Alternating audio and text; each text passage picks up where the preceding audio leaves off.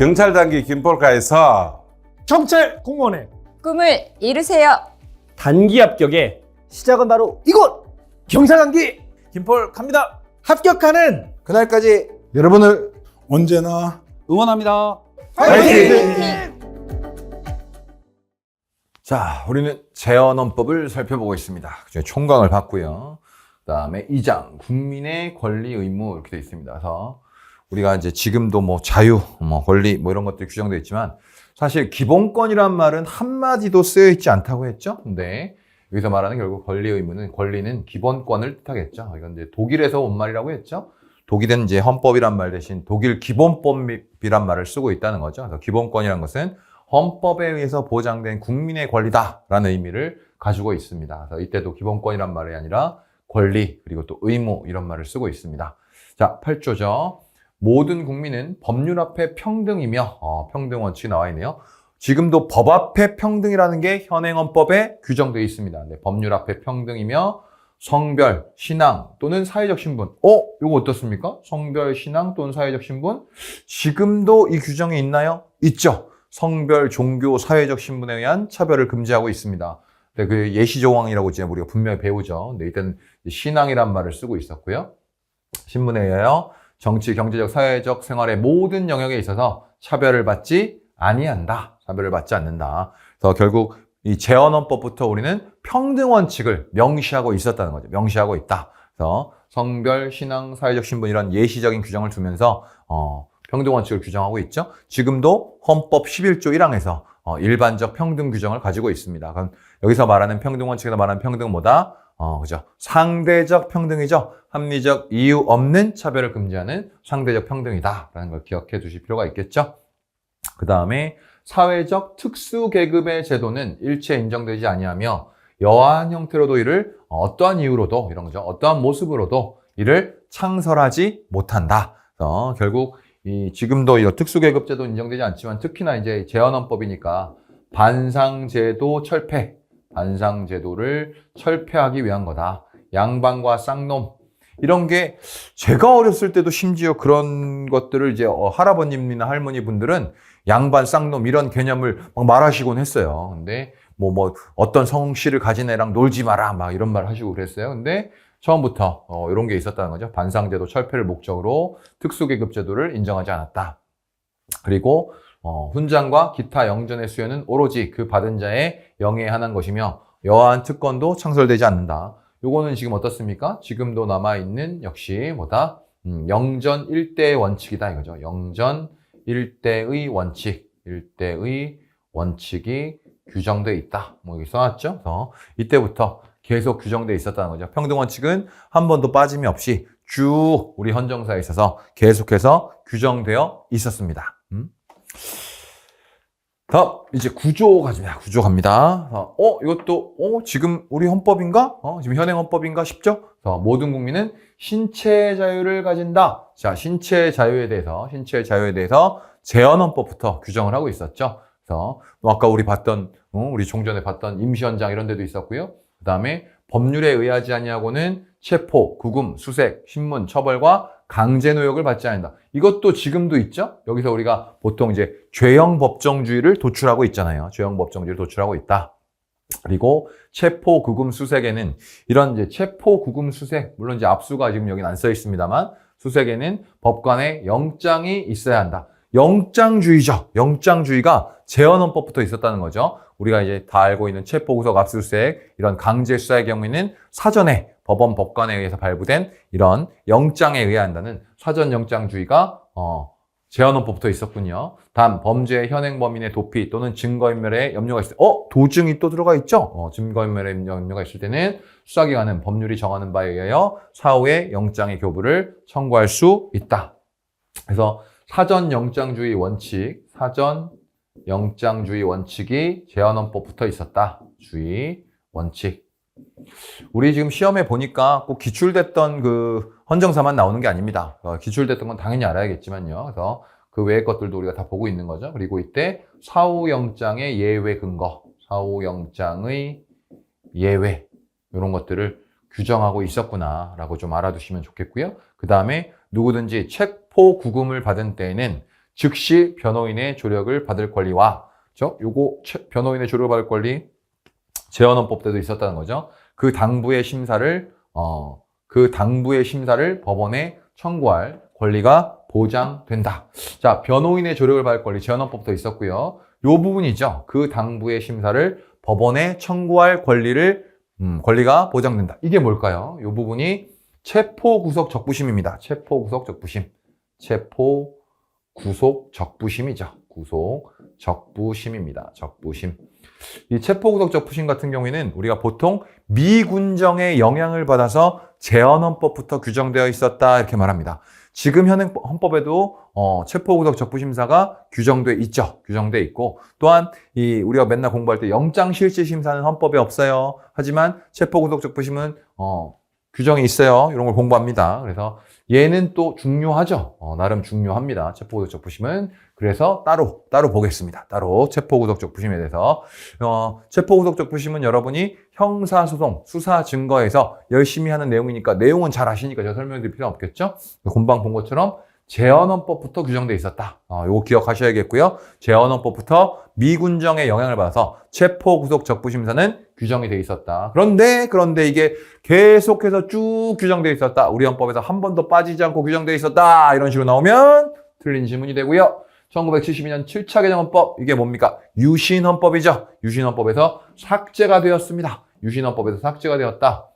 그랬다가 우리 이제 전두환이 등장하죠. 전두환이 등장하면서 1980년 8차 개정헌법에서 부활하게 되었다. 부활하게 되었다. 이걸 좀 기억할 필요가 있겠습니다. 물론 지금도 이제 유지가 되고 있고요. 유지가 되고 있고 80년 8차 개정에서는 이제 나중에 또 보겠습니다만 누구든지 체포구금을 당할 때는 법률이 정하는 바에 의하여 이렇게 적부의 심사를 법원에 청구할 권리를 가진다라고 이렇게 이제 부활을 했다는 거죠. 이렇게 부활을 했습니다. 근데 이제 현행 헌법에서는 누구든지 체포 또는 구속을 당할 때는 적부의 심사를 법원에 청구할 권리를 가진다. 자, 차이점 눈치채셨나요? 얘는 지금 뭐가 있죠? 법률이 정하는 바에 의해서라고 돼 있습니다. 하지만 현행 헌법의 경우에는 그냥 헌법에 의해서 바로 물론 이 구체화시키는 형사소송법 규정이 필요한 건 맞습니다만 법률이 정하는 바에 의해서 얘가 여기서는 이제 빠졌죠. 그렇기 때문에 당연히 입법자는 현행 헌법에 의하면 입법자는 체포구속 적부심사를 입법해야 됩니다. 입법할 의무가 생기는 거죠. 그래서 여기는 이제 법률상 권리처럼 이렇게 좀 해놨다가 조금 문제가 생기니까 이게 좀 이렇게 되면은 법률이 정하는 내용대로 가는 거 아니냐 뭐 이런 문제가 생기니까 아예 헌법상 이런 권리를 인정하게 됐다. 자, 얘는 중요합니다. 재헌헌법부터 규정되었다. 유신헌법도 없어졌다. 그 다음에 어떻게 됐다? 80년 헌법에 다시 부활했다. 요런 게 좀 있어요. 요런 게 있기 때문에 언제 만들어졌고 언제 삭제됐고 언제 다시 규정됐는지 우리가 사전 검열 금지 원칙 이런 것도 중요하지만 체포구속 적부심도 기억을 해야겠습니다. 기억을 해야 됩니다. 그래서 이 경우에는 유신헌법 땐 기본권이 엄청나게 후퇴하잖아요. 후퇴하기 때문에 그때 삭제되었다는 거 까먹지 말고 꼭 기억해 두기 바랍니다. 그래서 오늘 딱 요걸 좀 보시는 분들은 요것만큼은 좀 까먹지 않아야겠다. 이 정도도 모르면 뭐 쉬운 거 나왔을 때 여러분의 경쟁자들은 다 맞춥니다. 그렇다면 당연히 여러분도 맞춰야겠죠. 그래서 저와 함께 하고 계신 여러분들 지금 듣고 계신 분들 다 맞출 수 있도록 합니다. 다음으로 넘어가면 이제 10조 모든 국민은 법률에 의하지 아니하고는 거주와 이전의 자유를 제한받지 아니하며 주거의 침입 또는 수색을 받지 아니한다. 근데 이거 이제 많이 공부하셨던 내용이죠. 거주 이전의 자유와 주거의 자유죠. 주거의 불가침. 여기가 이제 주거의 자유, 불가침을 얘기하고요. 거주 이전의 자유와 주거의 자유는 별개잖아요. 별개인데 같이 규정돼 있었어요. 함께 규정돼 있었다. 함께 규정돼 있었습니다. 그래서 이것도 종종 물어보는 쟁점입니다. 종종 물어보는 쟁점. 그래서 언제 1962년 5차 개정헌법에서 거주 이전의 자유와 주거의 자유를 분리해서 규정합니다. 이런 것들이 또 하나 더 있죠. 나중에 또 뭐 양심의 자유, 그 다음에 종교의 자유에서 또 나오겠죠. 거주의 자유와 주거의 자유를 1962년 5차 개정헌법에서 분리하기 시작했고, 지금 있는 조문하고 좀, 뭐가 빠졌는데? 이렇게 돼 있죠? 그게 여기 있는 주거에 대한 수색이나 압수에 대한 영장주의를 규정하기 시작했다. 이때부터. 요것도 62년 5차 때 들어옵니다. 지금 조문처럼 우리가 이제 물론 영장주의가 현행헌법상 12조 3항에 있죠. 12조 3항에 있지만 따로 주거의 자유에 대해서 압수수색에 대해서는 영장주의가 규정되어 있잖아요. 그래서 유명한 판례가 있기 때문에 여러분이 다 아시고 있을 겁니다. 네, 영장주의를 규정하고 또 분리하고 이런 것들은 언제다? 1962년 5차 개정헌법이다. 이것도 중요한 쟁점이죠. 물론 계속 반복이 될 겁니다. 꼬리에 꼬리를 물면서 우리는 계속해서 반복해 나가겠지만 재헌헌법 때는 이런 게 없었네. 이런 게 없었고 거주이전의 자유와 주거의 자유가 함께 규정되어 있었구나. 이런 걸 놓치지 않도록 해주면 좋겠네요. 자, 11조. 모든 국민은 법률에 의하지 않은 건 통신의 비밀을 침해하지 않는다. 통신 비밀의 불가침이 재헌헌법부터 있었구나. 지금 우리가 배우고 있는 헌법에 규정된 모든 기본권이 재헌헌법에 다 있었던 건 아닙니다. 다 있었던 건 아닌데, 통신의 비밀의 불가침이 규정이 있었습니다. 그래서 아까 말한 대로 통신의 비밀의 불가침이나 주거의 자유 다 재헌헌법에 있었고요. 그런데, 그죠? 요 사생활의 비밀과 자유. 자, 현행헌법으로 따지면요. 16, 17, 18, 조입니다. 18조. 욕 같네요. 네. 17조가 사생활의 비밀과 자유에 대한 거고, 18조가 통신의 자유. 16조가 주거의 자유입니다. 주거의 자유. 요거 한꺼번에 묶어서 우리가 배우잖아요. 한꺼번에 묶어서. 얘가 일반 조항이죠? 17조가 일반 조항입니다. 근데 재헌헌법에는 사생활의 비밀과 자유가 없었어요. 전두환 때 1980년 8차 개정헌법에서 나중에 여러 번 얘기하겠습니다만 사생활의 비밀과 자유는 재헌헌법에 없었습니다. 마치 일반 조항이니까 있었을 것 같잖아. 없었어. 오히려 통신의 자유나 이 주거의 자유, 우리가 한꺼번에 사생활 영역의 기본권으로 배우는 이런 기본권은 이 주거의 자유나 통신의 자유는 어디? 재헌헌법 때 있었다. 그러나 이 일반 조항인 사생활의 비밀과 자유는 80년 8차 개정헌법에서 처음으로 규정되었다. 요게 쟁점입니다. 그러니까 통신의 비밀이 우리가 이거 뭐 조문을 외울 거예요. 통신의 비밀 불가침 지금도 있는 건데, 그지? 지금도 있는 건데 이걸 막 이것만 그냥 알아서 뭐 하겠습니까? 더 요렇게 정리를 하고 계시기 바랍니다. 자, 다시 한번 지금 현행헌법 17조의 사생활의 비밀과 자유는 불가침, 사생활의 비밀과 자유의 불가침의 내용은 1980년 8차 개정헌법에서 처음 규정되었고 이와 관련된 사생활의 자유, 사생활의 기본권으로 분류되는 통신의 자유, 통신 비밀의 불가침이라든지 그 다음에 이 주거의 자유, 이 녀석은 재헌헌법부터 쭉 규정돼 있었다라는 거 기억을 꼭 해두시기 바랍니다. 이것도 자주 나오는 쟁점 중에 하나죠. 특히 매번 말씀드리지만 재헌헌법부터 있었던 것도 중요하지만 나중에 추가된 게 언제 추가된 것인지가 중요하다고 했죠. 그러니까 이 특강, 이 콘텐츠를 통해서 내가 10번, 20번 얘기해 드립니다. 그래도 몰라도 알게 해드립니다. 저절로 알게 해드릴 테니까 계속 중요하게 강조하는 거 반복하기 바랍니다. 12조. 또 나왔어요. 모든 국민은 신앙과 지금으로 따지면 뭡니까? 종교죠, 종교. 양심의 자유를 가진다. 신앙과 양심의 자유가 하나의 조문에서 같이 규정돼 있었죠. 아까 말씀드린 대로. 그래서 1960년부터 4차 개정헌법까지는 종교의 자유와 양심의 자유는 하나의 조문에서 규정됐다. 자, 아까 공방 보고 왔다, 그지? 주거의 자유, 거주이전의 자유, 이것도 하나의 조문에 있었죠? 근데 언제 나눠줬다 그랬어? 여기 있죠.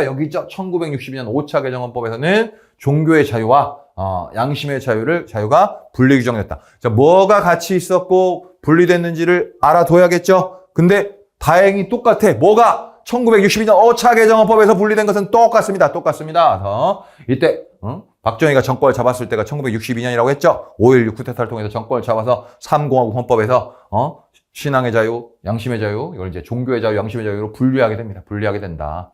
그리고 이것도 지금도 있죠. 국교는 존재하지 않으면 국교 부인이죠. 국교 부인. 우리나라는 국가가 정식으로 인정한 종교 뭐 이런 것들은 없잖아요. 그죠? 우리 뭐 기독교를 믿어야 된다, 불교를 믿어야 된다 이런 건 없잖아. 그리고 종교는 정치로부터 분리된다. 정교 분리 원칙이죠. 정교 분리 원칙. 이건 뭐 지금도 존재하는 거죠. 근데 분리되었다. 양심의 자유와 신앙의 자유가 하나의 조문에 있었다. 이걸 기억하셔야겠죠. 그래서 계속 말씀드립니다. 분리된 거, 뭐 잘 기억이 안 나도 까먹으면 안 되겠죠? 62년 5차 개정헌법이죠. 5차 개정헌법에서 이게 분리되었다. 여러 번 들어본 말일 거예요. 이 정도 놓치지 않도록 다 기억해 두고요. 요 분리됐을 때에 대해서 우리가 또 5차 개정헌법 가면 다시 한번 언급하겠죠. 쭉 같이 규정되어 있던 거 계속 반복해 드립니다. 그 다음에 자, 이제 넘어가시면 13조죠. 13조. 모든 국민은 법률에 의하지 아니하고는 언론, 출판, 집회, 결사의 자유를 제한받지 아니한다. 약간 좀 소극적으로 규정되어 있죠. 그냥 이걸 자유가 보장된다 이런 게 아니라 언론, 출판, 집회, 결사의 자유를 법률에 의하지 아니하고는 제한받지 않는다. 그래서 그럼 결국 반대 해석하면 법률로선 제한할 수 있다는 얘기죠. 요런 걸 뭐라고 하냐? 법률에 의하지 아니하고는 결사의 자유를 제한받지 않는다. 이렇게 돼 있잖아. 이런 걸 뭐라고 하냐? 언론, 출판, 집회, 결사 이런 건 넓은 의미의 지금 현행헌법엔 어디 있나요? 21조에 있죠. 21조에 있습니다. 이건 넓은 의미의 광의로 이걸 뭐라고 합니까?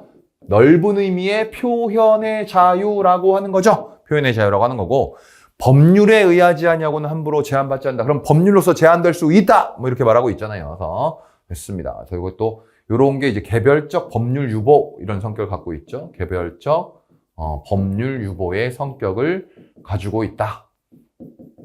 그래서 나중에 우리가 재헌헌법의 특징을 한꺼번에 모아서 팍 정리를 할 건데 헌법 유보, 일반적 법률 유보나 개별적 법률 유보가 모두 존재하고 있었다. 자, 다시 한번 뭐라고요? 자, 재헌헌법 때는 일반적 법률 유보와 개별적 법률 유보가 모두 존재하고 있었다. 개별적이라는 얘기는 여기 나와 있는 이런 특정한 기본권을 대상으로 법률로서 제한할 수 있음을 규정하고 있는 거다라는 거예요. 일반적 법률 유보는 뭐예요? 지금 현행헌법 37조 2항이죠. 일반적 법률 유보에서 말하는 일반적이란 뭐다? 모든 기본권을 대상으로 법률로서 제한할 수 있음을 얘기하는 거죠. 근데 이 당시 헌법에선 이런 걸 모두 규정하고 있었다. 그래서 개별적 법률 유보, 일반적 법률 유보가 모두 규정되어 있었다. 기억을 해두시면 좋겠죠.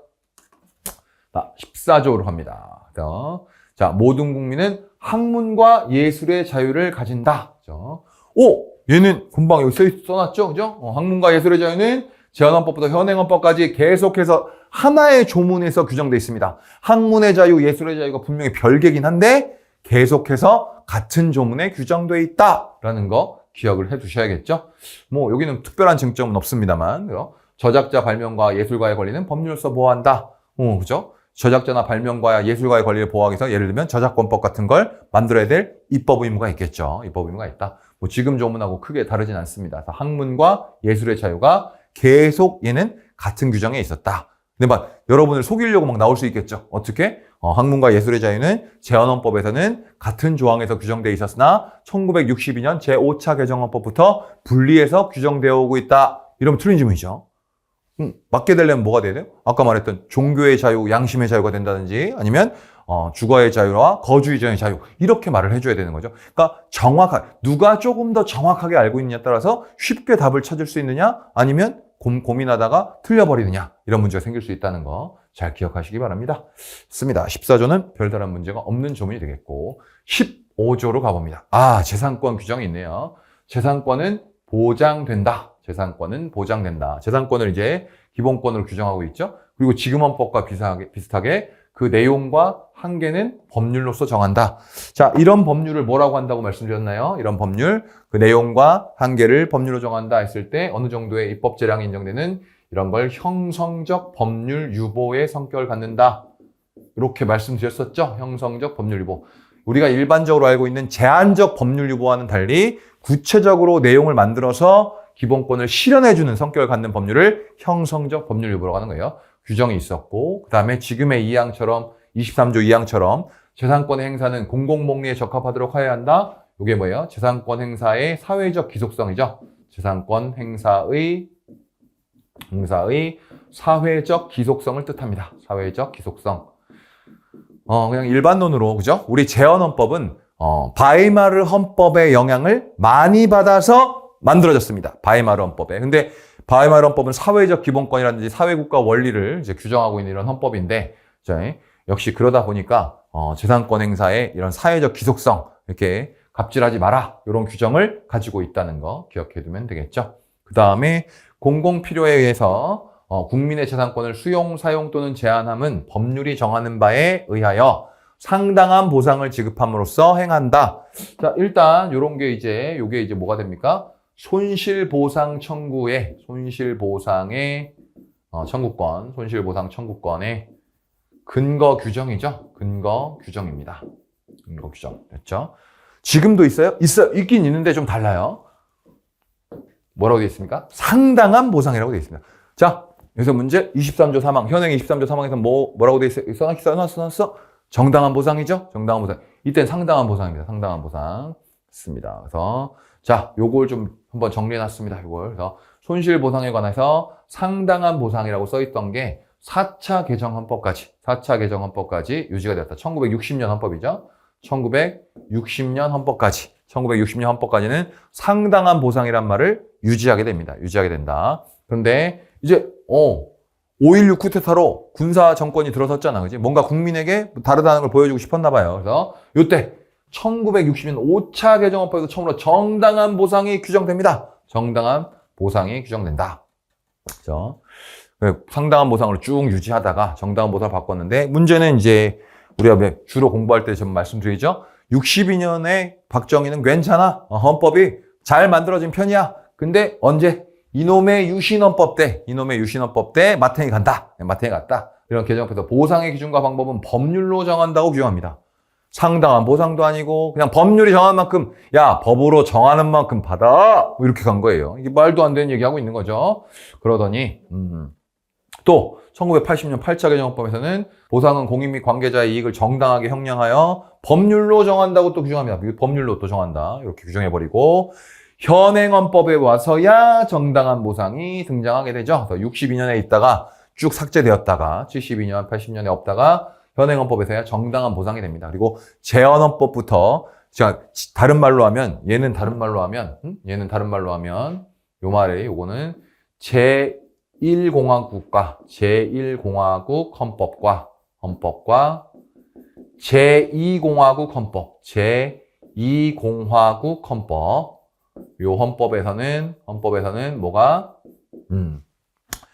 상당한 보상으로 규정되어 있었다. 이렇게 나와도 맞는 말이 되겠죠. 계속 상당한 보상 하다가 62년 5차 개정 헌법에서 정당한 보상이라는 말이 처음 등장했습니다. 정당한 보상이 처음 등장했지만 쭉 이제 72년, 80년에서는 이런 게 많이 후퇴하게 되죠. 후퇴했다가 변화하게 된다. 그리고 현행 헌법은 당연히 정당한 보상이죠. 자, 여기서 또 한번 복습하고 갈까요? 자, 현행 헌법상 정당한 보상이라고 규정되어 있잖아요. 23조 3항에서. 이 정당한 보상이 의미하는 건 무엇이다? 그렇죠. 하나, 둘, 셋. 그렇죠. 뭐예요? 완전한 보상을 뜻합니다. 그래서 말하는 완전한 보상은 토지 같은 경우에는 어떤 의미다? 피수용 재산의 객관적 가치를 완전하게 보상해줘라. 적어도 제일 좋은 건 시가 보상이다. 뭐 이런 것들 기억이 나야겠습니다. 그래서 땅값이면 땅값, 집값이면 집값 이런 걸 보상해줘라. 근데 모든 경우에 있어서 시가 보상을 해야 된다는 건 아니었죠. 그래서 개별 공시지가에 의한 보상은 정당하다. 뭐 이런 판례들 한꺼번에 꼬리에 꼬리를 물고 한번 가볼 수 있도록 공부해 두기 바랍니다. 그래서 요 조문이 있었고요. 뭐 1항이나 2항, 3항 다 비슷한데 좀 상당한 보상이 좀 현행헌법하고 다르게 규정되어 있었구나. 이런 걸 특징으로 좀 알아두실 필요가 있겠습니다. 자, 16조. 네, 이제 모든 국민은 균등하게 교육을 받을 권리가 규정되어 있네요. 제헌헌법부터 교육을 받을 권리. 그 다음에 적어도 초등교육은 의무적이며 무상으로 한다. 의무교육 무상이 규정되어 있고 지금 헌법도 이 초등교육이죠. 이 초등교육이 무상, 의무교육 무상. 이게 제헌헌법부터 있었습니다. 교육이라는 게 매우 중요하다는 걸 우리 헌법 제정자들도 알고 있었던 거죠. 그래서 초등교육은 의무적이며 무상으로 한다. 지금도 조문은 좀 위치가 다르지만 이 규정은 남아 있습니다. 그리고 모든 교육기관은 국가의 감독을 받으며 교육제도 법정주의, 교육제도는 법률로서 정한다. 조금 단출하게 규정이 돼 있죠. 단출하게 규정돼 있습니다. 그래서 균등하게 교육을 받을 권리, 일단 제헌헌법부터 있었다. 다만 아직 규정되지 않은 것들도 있다는 거 좀 주의를 해둬야겠죠. 역사 우리는 또 쭉 이어갈 거니까요. 일단 요거 첫 번째 아까 말한 대로 초등 의무교육의 무상, 교육제도 법정주의는 처음부터 있었던 거죠. 지금도 있습니다. 지금도 있어요. 처음부터 있었다. 그다음에 교육의 의무와 교육의 의무라는 건 지금 규정돼 있지 않죠. 교육의 의무 현재는 규정돼 있지 않죠. 교육의 의무 예를 들면 제가 이제 내년 되면 제가 아들, 딸들이 이제 가야 됩니다. 어디를? 학교에 보내야 됩니다. 그러면 학교에 보내야 될 의무가 있죠. 학령 아동의 부모는 아이들을 학교에 보내야 될 의무가 생깁니다. 특히 의무 교육이니까요. 이게 교육의 의무라고 하는 건데, 물론 국가의 의무 측면도 있습니다만, 이런 교육의 의무와 교육의 자율성과 정치적 중립성, 이건 지금도 있거든요. 근데 이거는 1962년 5차 개정헌법부터 규정돼 있었습니다. 우리 시험에도 요건 한번 물어봤어요. 교육의 의무가 언제부터 규정됐냐. 근데 또 혼동하는 거죠. 교육을 받을 권리랑 교육의 의무랑 구별도 못하면 맞출 수가 없어요. 교육을 받을 권리냐, 응? 아니면 교육을 시켜야 될 학령아동 부모의 의무냐. 이걸 나누셔야겠죠. 그래서 교육의 의무 이런 것들은 1962년 5차 개정헌법부터 있었다. 그래서 자주성, 전문성, 뭐 이런 정치적 중립성 이런 내용은 이때부터 있었고요. 그 다음에 평생 교육에 관한 것은 1980년 8차 개정헌법에 규정되었다. 평생 교육에 관한 거. 또 예전에 제가 그죠? 22년 1차, 2차 막 이때 보면 어떤 학생들이 막 이렇게 설명해주면 교육을 받을 권리 제한헌법부터 있다고 설명해주면 이거 갖고 와가지고 원인데요? 80년 8차 개정인데요? 나가 뒤져라. 그런 거 안 됩니다. 야, 평생 교육에 관한 거는 8차라고, 평생 교육. 근데 교육을 받을 권리 자체는 언제라고? 제한헌법이라고. 구별해야죠. 그냥 평생자 빼고 읽는 거야? 평생자가 들어가 있는데? 그러면 안 되죠. 평생 교육에 관한 건 이제 80년 헌법부터 있었고, 현행헌법에 대학의 자율성. 우리 열심히 배우죠? 이거 학문의 자유 쪽에서도 배우게 되는 이 대학의 자율성 같은 것은 87년 현행헌법에서 규정되다. 그래서 이런 것들이 좀 특징이 생각보다 많이 있습니다. 그래서 절대 까먹으면 안 되는 것들, 그죠? 이러한 초등 의무 교육이 무상인 거, 이런 것들은 제한헌법부터 쭉 규정이 있었고, 교육 의무는 이미 기출된 거라고 했죠. 교육 의무 같은 경우에는 1962년 5차 개정헌법부터 이게 헌법에 규정돼 있었다. 교육 의무랑 교육을 받을 권리 구별 못하면 안 됩니다. 다시 한번 높아심이 말씀드리니까 알아두고, 또 대학의 자율성 같은 게 이제 대학이 가지는 이런 기본권의 성격을 갖고 있죠. 요거는 현행 헌법에 규정된 거다라는 거 잊지 마시고요. 자, 17조로 가봅니다. 자, 모든 국민은 근로의 권리와 의무를 가진다. 의무가 규정되어 있네요. 그죠? 근로의 의무. 지금도 있죠? 강제적인 의무는 아닙니다. 하지만 근로의 의무 같이 있고, 근로의 권리 규정이 있었고요. 규정이, 제한헌법도 있었구나. 아까 우리 그런 말 드렸죠? 그런 말씀 드렸죠? 어떻게? 바이마르 헌법의 영향을 받았기 때문에 사회적 기본권들이 매우 많이 들어와 있습니다. 근로자의 권리, 이런 근로의 권리와 의무, 우리 뒤에서 또 근로상권도 배울 거고요. 그리고 근로조건의 기준은 법률로서 정한다. 근로조건의 기준에 대한 법정주의. 그리고 지금도 있어요. 여자와 소년의 근로는 특별한 보호를 받는다. 여자와 소년의 근로. 사회적 약자겠죠. 그래서 이런 것들은 제한헌법부터 규정이 있었고요. 근로의 의무도 있습니다. 근로의 의무도 있다. 놓치시면 안 되겠고요. 그렇습니다. 그럼 지금 헌법하고 좀 다르죠? 지금 헌법을 옆에 놓고 좀 보시라고 했잖아요. 그죠? 그래야지 꼬리를 물 수 있으니까 우리가. 보시면 1962년 5차 개정헌법에서는 국가는 근로의 의무의 내용과 조건을 민주주의 원칙에 따라 요런 거 막 소방직 문제, 소방 간부 문제에서는 이런 거 막 가로넣기로 나오고 막 그랬어요. 지금도 있죠. 민주주의 원칙에 따라 법률로 정한다고 처음으로 규정했습니다. 지금 헌법에 있어요. 근데 이때는 없죠. 이런 거 없죠. 근로의 의무의 내용과 조건 뭐 이런 것들을 민주주의 원칙에 따라 법률로 정한다고 처음 규정했고, 그다음에 역시 60년 5차 헌법에서 근로자의 고용 증진에 노력해야 한다고 처음으로 규정했다. 고용 증진. 이런 것들이 다 같은 취지가 다 규정이 돼 있거든요. 이런 것들. 이런 게 혹시나 이제 또 출제자가 조금 허점을 파고들 수 있으니까 주의를 해 두실 필요 있겠고, 그다음에 놓치면 필수적인 거, 놓치면 안 되는 거, 이거 다 알아야 되는 거. 내가 설명 안 해도 여러분이 다 알고 있어야지 정상인 거. 적정임금의 보장이죠. 적정임금의 보장. 적정임금의 보장. 1980년 헌법이죠. 전두환 때 적정임금의 보장. 전두환이네. 전두환이 80년이네. 적정임금. 야, 어떻게든 외우세요. 적정임금의 보장 들어와 있습니다. 그리고 80년 헌법에서 요것도 같이 규정합니다. 국가유공자 상위공경 및 전몰군경의 유가족은 법률이 정하는 바에 의해서 우선적으로 근로의 기회를 부여받는다. 요건 뭐죠? 특별히 차별을 금지하는 규정이 아니라 차별을 허용하는 규정이죠. 평등원칙에서 공부하실 때 요 조문 때문에 완화된 비례 원칙이 나온다. 요걸 좀 생각해 보시고요. 그래서 요 규정이 이 전두환이 만든 거, 전두환이 80년 헌법에서 만들었다. 얘도 중요합니다. 얘도 중요하고, 그죠? 필수. 얘는 좀 놓칠 수도 있어요, 여러분이. 놓칠 수도 있어요. 좀, 출제가 안 된 적도 있고 하니까. 안 됐었으니까 별로. 근데 얘는 많이 나와요, 얘네들은. 그리고, 일 과목 중, 최저임금 시행 의무는 현행헌법이죠. 자, 까먹지 맙니다. 적정임금 8차 개헌, 최저임금 9차 개헌. 적정임금 8차 개헌, 최저임금 9차. 이거 거꾸로 잘 나오죠? 거꾸로 잘 나와. 주의를 해서 요 부분 꼭 알아둡니다. 얘 놓치지 말고요. 그죠? 요거 국가유공자, 상위공경, 요거 은근히 물어봅니다. 은근히 물어본다. 근데 미처 대비를 못하고 있으면 확 그냥 틀리겠지. 그지? 그래서 여러분은 맞출 수 있도록 준비해 두시기 바랍니다. 이런 근로의 권리, 사회적 기본권 되게 잘 규정됐다고 했잖아요. 그죠? 그러면 같이 연결해서 자, 우리가 노동기본권, 근로기본권이랑 같이 묶어버리는 게 근로 3권이죠. 근로 3권입니다. 그런데 이때도 있었어요. 근로자의 단결, 단체 교섭과 단체 행동의 자유는 권이라고 쓰진 않았죠. 근데 결국 자, 단결권, 단체 교섭권, 단체 행동권 이거 뭡니까? 이걸 합쳐서 우리가 뭐라고 합니까? 근로 3권이죠. 근로 3권, 노동 3권. 근로자의 무기로 주어진 권리죠. 근로자의 무기로 주어진 권리입니다. 이런 자유는. 근데 여기는 이때는 지금하고 좀 달라요. 뭐라고? 법률의 범위 내에서 보장된다? 지금 헌법은 이런 말은 안 들어가 있거든요. 이런 말은 안 들어가 있습니다. 이런 말은 안 들어가 있는데 이때는 법률의 범위 내에서 보장된다. 아직 좀 그냥 그 자체로 이제 기본권으로 완벽하게 규정되지 않았다는 걸 이제 표시하고 있는 거죠. 이런 게 뭐라 그랬어? 이런 것도 이제 일종의 어떻게 보면 개별적 법률 유보의 성격을 좀 가지는 거죠. 그리고 특이한 거 시험에 여러분이 마치 그 느낌이 뭐죠? 유니콘 같이, 그치? 이름은 아는데 뭐냐, 그게? 이렇게 궁금해하는 게 이때 있었다 이거죠. 이게 보시면 영리를 목적으로 하는 사기업에 있어서는 근로자는 법률이 정하는 바에서 이익의 분배에 균점할 권리가 있다. 이게 바로 뭡니까? 근로자의 이익 분배 균점권입니다. 이익 분배 균점권. 많이 들어봤죠? 가장 큰 특징 중에 하나로서 문제 풀 때도 많이 나오고 이게 뭐 하는 권리라고요? 자, 제가 회사의 사장입니다. 회사의 사장이고 여러분들은 근로자예요. 난 여러분들에게 월급, 연봉을 다 지급했어. 그런데 우리 회사가 남은 이익이 1억이야, 2억이야, 5억이야. 그거 누가 가져가는 거라고요?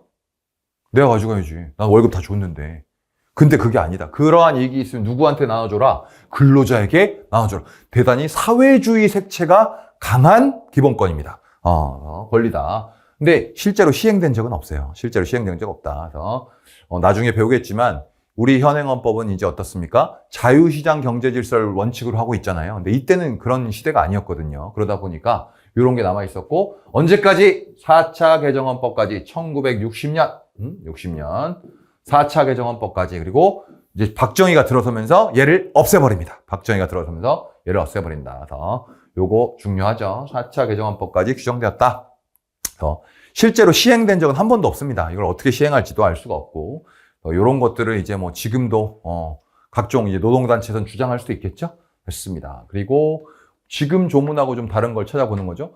요거, 지금 우리 조문에는 33조 1항이 있고, 2항이 있고, 3항이 있잖아요. 근데, 공무원인 근로자는 법률로 인정된 자를 제외하고는 단결권, 단체교섭권 및 단체행동권을 가질 수 없다라고 규정한 거. 그러니까 공무원인 근로자의 근로상권을 따로 규정한 거. 요거는 역시 1960년 5차 개정헌법부터 이렇게 따로 규정됐다. 지금도 법률이 정하는 범위 내에서만 인정된다고 하고 있죠. 그리고 3항에는 이제 주요 방해산업체 근로자에 대한 규정이 있죠. 그리고 이 유신헌법에서 공무원과 국가지방자치단체, 국영기업체, 공익사업체 또는 국민경제에 중대한 영향을 미치는 사업체에 종사하는 근로자의 단체 행동권은 법률이 정한 바에서 이를 제한하거나 인정하지 않을 수 있다. 그래서 대단히 포괄적으로 이제 유신헌법 때 규정했죠. 나중에 다시 살펴볼 테지만 지금하고는 좀 많이 다르다. 그래서 이때 공무원의 근로상권 규정 같은 거 이 당시에는 없었고요. 그리고 주요 방해산업체에 대한 방해산업체 근로자에 대한 규정 이런 것도 이때 마련되지 않았다라는 것들 생각하면 되겠습니다. 그래서 17조, 18조가 다 있었다는 거죠. 근로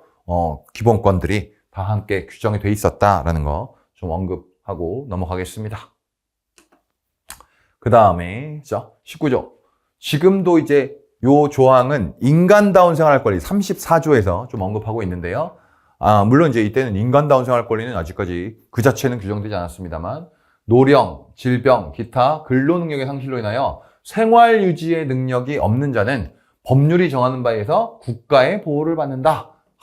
대단히 급진적인 겁니다. 그래서 제한헌법은 생활 무능지계보 등 이렇게 문제가 나오죠. 사회적 기본권을 규정하고 있었다. 자, 어디 헌법에 영향을 받았다? 바이마르 헌법에 영향을 받아서 이런 규정이 있었다. 그래서 노령, 질병 이런 걸 통해서 생활 유지의 능력이 없는 자는 국가의 보호를 받도록 규정하고 있었다. 이런 지문은 아마 본 적이 있으실 것 같아요.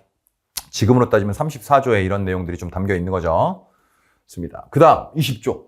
이제 현행헌법으로 따지면 36조입니다. 36조인데 20조. 혼인은 남녀 동권을 기본으로 하며 대단히 급진적입니다.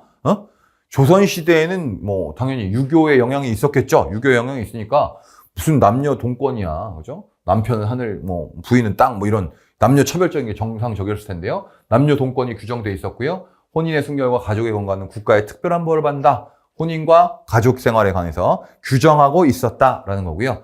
근데 문제는 요 남녀 동권은 4차 개정헌법까지는 규정되었습니다. 4차 개정헌법까지는 규정되었는데 우리 또 상남자라고 했죠. 우리 상남자 박정희, 그죠? 제가 수업 시간에 말씀드렸는데, 그죠? 드라마 같은 거 옛날에 참 많이 했어요. 그래서 박정희 대통령이 이제 정권을 잡기까지의 과정들의 이제 유경수 여사의 관계, 물론 대단히 사랑꾼이었는지는 내가 뭐 저희가 확인할 길은 없습니다만 소주 안 사온다고 막 밥상을 뒤집어 엎고 막 이랬던 상남자였어. 우리 박정희는 상남자니까 이런 거 받아들일 수 없겠죠. 그러다 보니까 1960년 5차 개정헌법에서 삭제합니다. 혼인의 남녀 동권 이런 거 없어요. 요거는 남아있어요. 요건 남아있는데 남녀 동권 삭제했다.